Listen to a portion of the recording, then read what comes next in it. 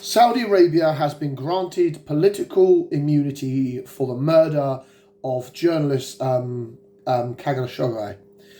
Has a profound effect. By America greenlighting the Crown Prince's disgusting behaviour, he is rewarding an oil baron warlord with the opportunity to prance around Europe.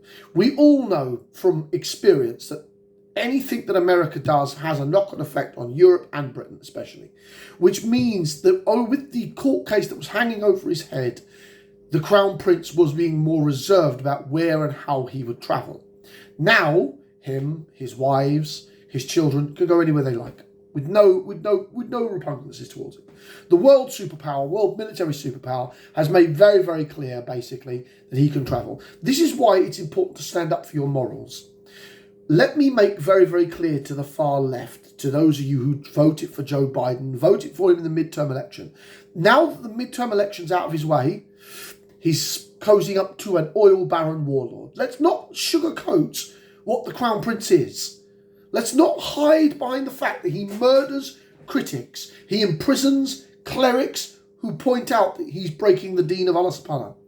He allows pagan festivals inside of his lands. He allows concerts in the lands of our Prophet. Now, of course, our less than noble brother Shamsi decides that you can't rebel against rulers. But I'd like to question that rulership just on a small technicality. When did the Crown Prince become the son of a caliph? Because when those rules were written about rebelling against your rulers, they were with the mind of the caliphate in question. Emirs, kings, they were not a thing at that time period. So why are we applying these, and we know why, it's the nationalistical rhetoric of the clerics who keep emphasising you can't rebel against your rightful rulers. You have to have another rightful ruler to help you. And the reason that they continue to step on this rhetoric that belongs in the time period of our caliphate is to allow our society to be stable. And in that regard, I agree. But how much fitna are we prepared to allow the Crown Prince to get away with? They are the guardianships of our holy cities. It is absolutely plausible that Muslims can call for the cities to be removed from him. Why do you seem surprised about this? I can't say that any of the other emirs or petty tin despots in the area are better than the Crown Prince, but they're not out there murdering journalists. They're not out there bombing our brothers and sisters in Yemen. They're not out there attempting to slaughter thousands of our fellow Muslims who even disagree with them. Imprisoning our sisters who fought for the privileges and rights that they have now on the streets, but they've been imprisoned. You can't make this stuff up. And I'm not some kind of woke liberal leftist because I know the hypocrisy of that side. What I am saying is that the Deen of Allah subhanahu is being watered down and diluted, and many of you, Salifa, refuse to pay attention to the reality that the Crown Prince is not one of you.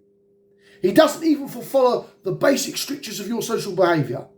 Because if he did, he wouldn't be banging up clerics, calling him out on stuff.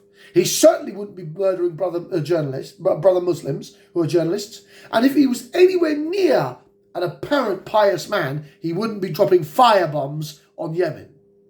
But of course, being critical of the Crown Prince is considered taboo. Being critical of your rulers is taboo. I'm critical of all rulers. You all know that. I'm critical of sleepy Joe Biden, who washes his entire liberal left woke ideology under a bus for the sole purpose of improving an oil baron's opinion of him. Why am I angry about this? It isn't because I give a fuck whether the Crown Prince visits America. Let's be fair, I couldn't care less. A land of kuffar being visited by an oil baron warlord does not bother me. It bothers me because he will be now given a red carpet here in the UK. Because whatever America does, those muppets in Parliament tweet alongside them. And that's why I object. And that's why I raise. Because that's it. The Crown Prince can now wander around Britain as if he's immune. And you all know I'm right. Even the Salifa, in the core of your bellies, know I'm right. Even if you believe in all the pious stuff that you do, Tell me this man is one of you. I dare you. I double dare you to say that this man is one of you. Because the murderer of a Muslim journalist from America has been given a green light by the Democrats that he's now politically immune. And this has a knock-on effect on all other forms of Western politics. What America does, Britain and eventually Europe follows suit. And this is a critical position to be held in, because you need to understand how it lays towards it. Because the liberal left will blame us. They will say, oh, you have such an uncivilized warlord, whilst brushing over the fact that their governments have made him immune to prosecution. But it's always the one that reflects upon us. Speak the hack as you see it, no matter how bitter or painful. My noble brother Mabul Mecca. Some of you may know him, some of you won't. But it's true. And as I see it, the Crown Prince has now been given free rein to murder journalists. And that reflects poorly on Islam. And that's why I've spoken out. Because I will not have this man as the face of the Muslim world. Because he is a walking, talking aberration of justice. And as a Malachite, that doesn't sit with me. I can't ignore the travesties of Islamic justice that are committed by people like the Crown Prince and his supporters.